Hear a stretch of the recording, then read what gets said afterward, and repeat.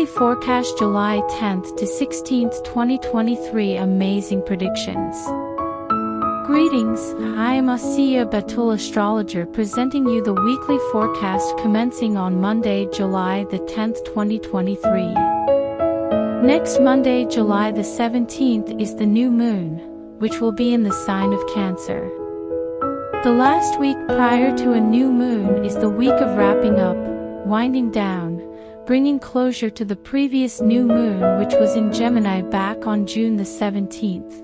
So the rule is, the last week before the new moon is not the time to be pushing forwards. It is when the energy is winding down, not amping up. So any really important major new projects, ventures should be put off to next week. But before I break all that down and look at the other planetary trends for the week, if you enjoy these kinds of videos and would like to see more of them, click like and subscribe, and don't forget to click on the notification bell so you can receive the latest postings. Alright, let's start with Monday, July the 10th. The moon, which sets the public tone, is in fiery, independent, courageous Aries. Mercury is a planet of communications, negotiations, agreements, expectations. Mercury on Monday the 10th will be exact opposite Pluto. That opposition is a type of confrontation. It's Mercury battling Pluto. So that can trigger negotiations with others, some real manipulation, power struggles. Could be when you're trying to convince others of your point of view and you're really struggling at it, or others are trying to convince you that they're right. So there's a lot of this manipulation, intensity, power struggles with community, and with that moon in Aries, that could certainly be jumping into conclusions, a lot of rashness, irritability. Plus, with all of that, on Monday the 10th, Mars, the ruler of Aries, the aggressive warrior energies, is moving into the sign of Virgo for the next 6 weeks, as it does once every 2 years. It had been in Leo since that end of May. Mars and Leo had been very fiery and dynamic, aggressive, but now that aggressive, assertive Mars is going into Virgo. Virgo is more sensible, more practical. You're more motivated to get the work tasks done. So there's some really good energies with that Mars in Virgo. Now, the moon will change signs on Monday. It starts off in Aries, but by 4:55 p.m. Pacific Daylight Time, the moon goes into Taurus. When the moon, which sets the public tone, is in Aries, it's combustible, it's inspirational, it's fiery. But when the moon enters Taurus, the more public response is more routine. It's more calming, more steady. So you'll definitely see a big shift in energies overall, and that'll be necessary because there's all this intense manipulation and power struggles with arguments and communications, with that Mercury-Pluto opposition, on Monday. On Tuesday, the moon continues in steady calming Taurus. By early afternoon Pacific time, the moon will be in harmony with optimistic, expansive Jupiter. This can trigger a lot more optimism, more upbeat energies. You could be thinking about all things and feeling much more comfortable about it, which would be traveling, education, publishing, updating your website, or launching an online business, all publishing marketing energies of Jupiter. On Wednesday, moon's continuing in steady Taurus, but around 11 a.m. Pacific time the moon is going to cross over unpredictable, rebellious Uranus. Uranus has been in Taurus for a few years, and once a month, the moon will enter Taurus. So on Wednesday, that steady, determined, persevering moon in Taurus will cross over Uranus mid-morning Pacific time. That could trigger a lot of emotional surprises, excitements. This can be useful, so you don't feel like you are going to be a victim of unpredictable circumstances. Moon, which are your emotional patterns, crossing Uranus. Again, if you want to break any bad habits, or if you just want to break out of any stuck routine, this is very favorable energies for you, around early evening, Pacific time. On Wednesday, the moon. These emotional needs of the moon will be in tension with Venus.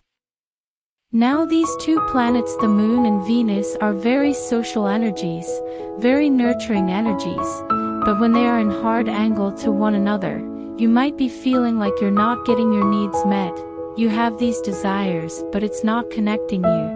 You're feeling something is off, and this might even make you feel disconnected in a relationship. On Thursday, now the moon that sets the emotional tone is in witty, chatty, curious, restless Gemini. And Geminis ruled by Mercury, planet of communications. And the moon in Gemini will be in harmony with Mercury around 9-10 a.m. This is very favorable for any types of conversations, meetings or writing or even studying, but early afternoon, the moon will be squaring or blocked by restricted Saturn. So between noon to 2 p.m. Pacific time, this could trigger a lot of worrying or being frustrated. So the day starts off Pacific time, with the moon Mercury, feeling really witty and stimulated, intellectually very upbeat. Then you get to the early afternoon and you're hitting a wall. Maybe you're just burning out from all the mental stimulation, but early afternoon, you just want to stay steady. Don't push too hard. This too shall pass, because on Friday, with the moon continuing in Gemini, so there's all that conversations and wittiness, flexibility, adaptability. The sun in Cancer on Friday will be in harmony with Uranus, innovative, liberating, rebellious Uranus. This is a really good day to get out of a rut, to try new things. You should not launch something all new and exciting, because the new moon, which initiates new beginnings and ventures, is on Monday. But that Friday, with the sun Uranus, it might be more encouraged, stimulated with new technologies, and just being more open with it. Now on Saturday, the Gemini moon, this restless chatty boon in Gemini, will go void of course. It's the only period of the void of course which is long enough for me to even mention it, and that's going to be from 5:35 a.m. Pacific time until 10:14 a.m., so it's 4.5 hours. Then the moon setting the public tone leaves restless Gemini and goes into Cancer. Now a couple of things here. The moon is void of course. You should not launch any major new projects because the energy is unproductive and flat. Besides that, 2 days later is the new moon, so especially the few days before the new moon, you're in the dark phase of the moon, and then the moon is void of course. Now that could be favorable for introspection, for soul searching, for doing your diligence, but it's not time yet to make important actions and pushing forwards new ventures. Now on Saturday, moon is in Cancer. The Cancer is much more nurturing, family-oriented. Maybe a lot of you want to stay more closer to home, being more family for the rest of the weekend. But that emotional nurturing moon in Cancer will be in harmony with assertive ambitious Mars around 5 to 6 p.m. Pacific time. And as we're going into a Saturday evening, that's going to really stimulate a lot of activity, motivation, and especially with expressing your feelings. Also, that moon is family and in positive with Mars. Maybe you're playing sports. Maybe you're just being very physically active. Maybe you're going out and dancing.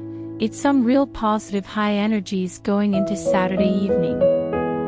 And on Sunday the 16th, just before the new moon, which is best time for introspection, but the moon will be in harmony with expansive Jupiter 9 to 11 a.m. Pacific time. Jupiter can be very philosophical, always seeking wisdom and knowledge. Jupiter can be religious, be spiritual, and with that emotional moon in harmony with that Jupiter, just prior to the new moon, this can be a very favorable time, and it's a Sunday, so good for spiritual practices, for charity, for philanthropy, and then feeling really uplifted by helping others in need.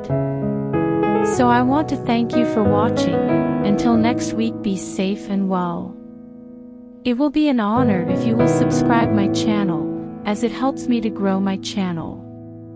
Thank you.